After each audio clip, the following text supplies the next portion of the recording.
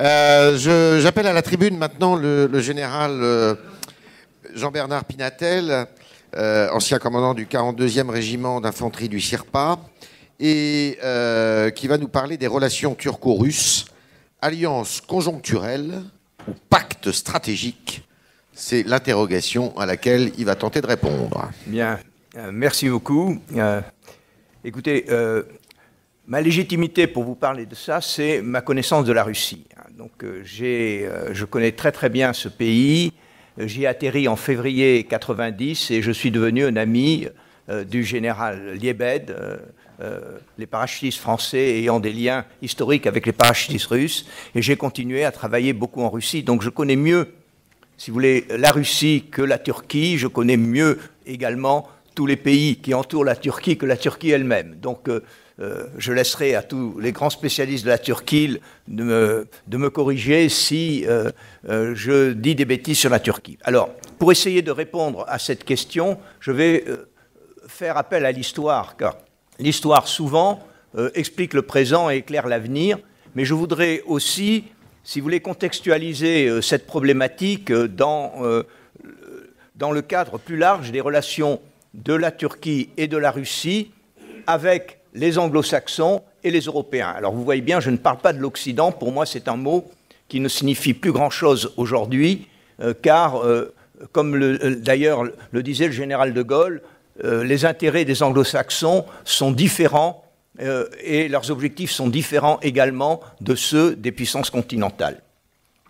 Donc, si on prend l'histoire, eh bien, on peut constater qu'il y a eu 5 siècles d'opposition géopolitique entre la Turquie et entre l'Empire ottoman, si on peut dire, et l'Empire russe.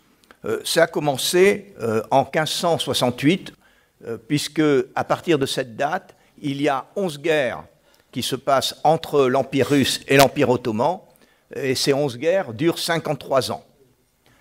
Et cette opposition géopolitique et militaire se double d'une opposition religieuse, car à la suite de la 6e guerre, dans le traité qui s'appelle le traité de Küçük-Kaynarca et qui est signé en 1774, le tsar de Russie devient le protecteur des orthodoxes en Grèce, en Bulgarie et en Serbie.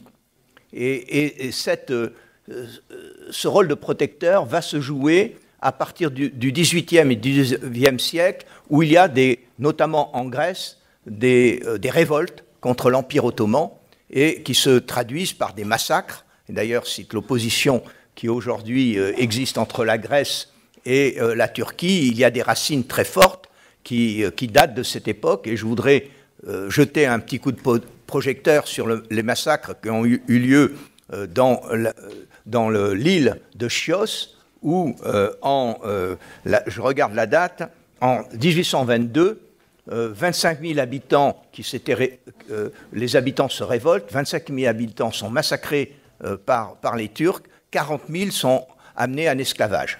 Alors ces massacres de Grecs commencent, évidemment, agitent l'empereur, le tsar de Russie, mais également agitent l'opinion européenne naissante qui dit il faut que l'on fasse quelque chose pour arrêter ça. Et il est décidé entre les 3 puissances, l'Angleterre, la France et la Russie, d'envoyer une flotte devant la baie de Navarin, où sont ancrées la flotte ottomane, la flotte égyptienne de Mehmet Ali et la flotte tunisienne. Et c'est là où on voit déjà la différence des intérêts anglo-saxons et des intérêts européens. Le Foreign Office était déjà inquiet de la poussée de l'Empire russe vers les mers chaudes. Et donc donne à l'amiral Corrington, qui allait diriger ses escadres, des ordres très restrictifs sur l'ouverture du feu, voulant faire de cette démonstration beaucoup plus une démonstration pour calmer l'opinion européenne.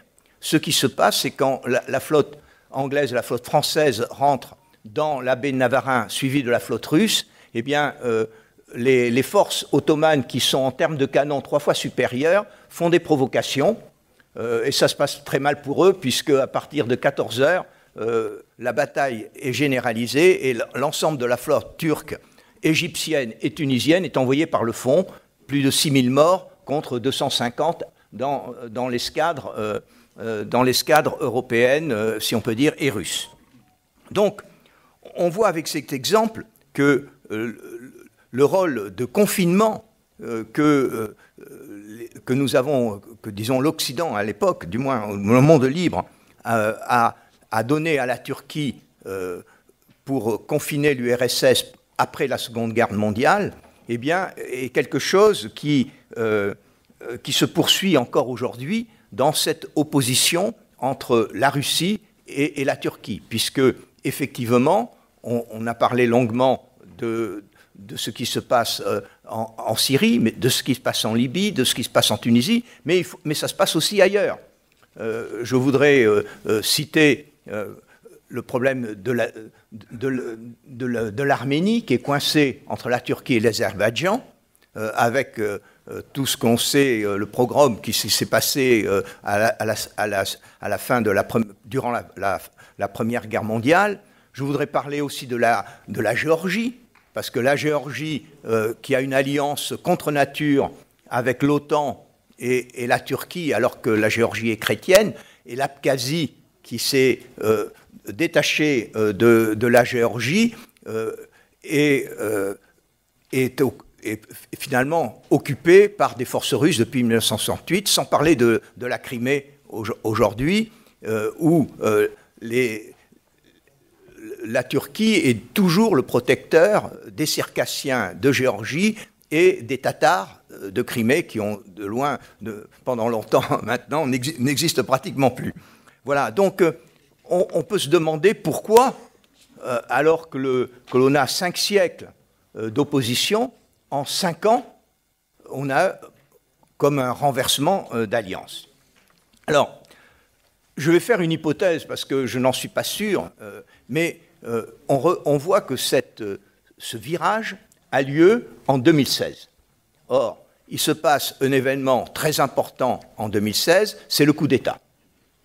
Alors, les Russes me disent des choses, je ne peux pas le vérifier, mais je vous les livre telles qu'on le dit en Russie. On dit que le coup d'État a été déjoué grâce aux services russes et que ça serait Poutine qui aurait averti Erdogan de ce qui se passe, coup d'État qui aurait été organisé par Fethullah Gülen, ennemi juré d'Erdogan, réfugié aux États-Unis. Et je pense que nos amis russes ont fait un bon dossier pour probablement dire que la CIA devait être derrière, ce qui peut être tout à fait crédible, car la CIA a fait beaucoup de choses, notamment en Perse et au Moyen-Orient depuis longtemps.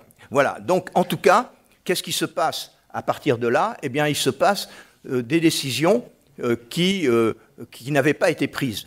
Donc dès 2016, la date exactement, c'est la signature en octobre 2016 du traité pour la construction du Turkish Stream, qui doit amener 31 milliards de mètres cubes de gaz de Russie pour 14 milliards pour la Turquie et ensuite 17 milliards pour le sud de l'Europe.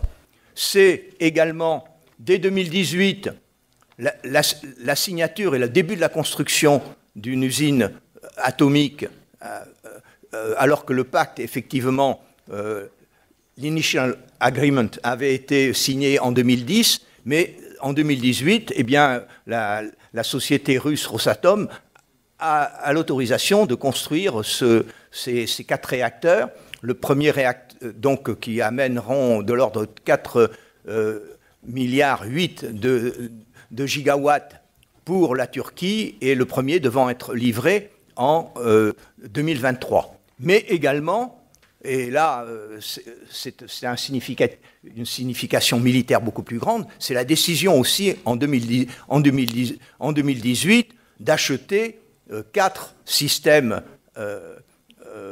S-400 aux Russes, et ce système antiaérien S-400 est considéré au niveau par tous les experts militaires comme bien meilleur que le système Patriot américain, et on assiste à une accélération des livraisons de la première batterie, puisque en juillet 2019, les premiers éléments de cette batterie se posent en Turquie. Immédiatement, d'ailleurs, les Américains ripostent par le biais du secrétaire à la Défense qui dit on enlève la Turquie du programme du F-15 Lightning II et il est incompatible qu'on vende des F-15 à des gens qui, effectivement, ont acheté des systèmes antiaériens et qui pourraient connaître toutes les vulnérabilités que cet avion a. Voilà. Ça n'embête pas Erdogan. Il fonce à Moscou en fin septembre et il assiste en compagnie de Poutine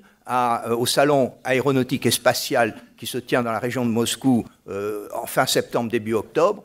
Et là, devant un journaliste de la Société de Presse, où on lui présente le Su-57, qui est l'avion de 5e génération russe, qui sera au moins aussi valable que le F-35, eh bien, il pose la question, est-ce que je pourrais l'acheter? Et Poutine, devant le journaliste, dit oui, bien entendu, vous pouvez l'acheter. Donc, voilà, on en est là, si vous voulez, au niveau stratégique. Alors maintenant, il faut que je réponde à la question. Mon général, je vous donne un ordre. Oui, mais 3 minutes. 1 minute, ça me suffit. Donc il faut que je réponde à la question, est-ce que c'est conjoncturel ou structurel? Alors, écoutez, pour moi, il y a une raison et une condition pour répondre. Bon, la raison, si vous voulez, c'est clairement, pour Poutine et pour les Russes, les intérêts stratégiques passent toujours avant les intérêts économiques. Donc, il ne faut pas penser que la Russie est liée par des intérêts économiques à la Turquie. Si les intérêts stratégiques de la Russie imposent de les abandonner, ils les imposeront. C'est comme ça que fonctionnent les Russes. Deuxième, la condition, la condition, c'est nous. La condition, c'est nous. On n'a pas arrêté de suivre le diktat des anglo-saxons pour ostraciser la Russie. Et ça, si vous voulez, pour moi, c'est une faute stratégique énorme. Et le jour, il est temps d'arrêter, et le président Macron a ouvert une porte là-dessus, d'ostraciser la Russie. Et si, effectivement, on offre ce choix à la Russie de choisir l'Europe plutôt que la Turquie, le choix sera vite fait parce qu'on a un ennemi commun, c'est l'islam radical. Merci, mon général.